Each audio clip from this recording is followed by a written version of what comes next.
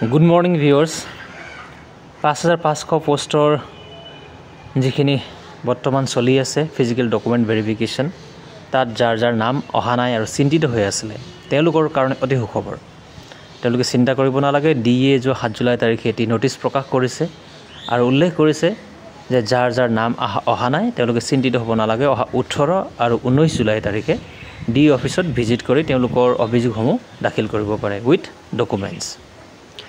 আৰু এইটো কাৰণে কৰিছে যে বিভিন্ন সময়ত বিভিন্ন ক্যান্ডিডেটছে তেওঁলোকৰ অফিসত যোগাযোগ কৰিছিল কিয় অহা নাই বুলি চিন্তিত হৈ আছিল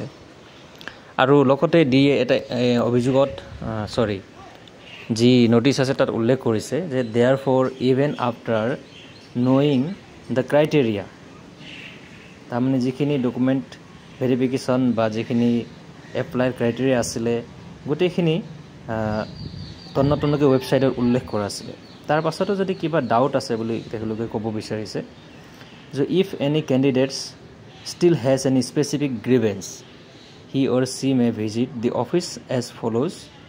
with supporting documents on the date and time as mentioned below date 18th and 19th July 2025 time 11 AM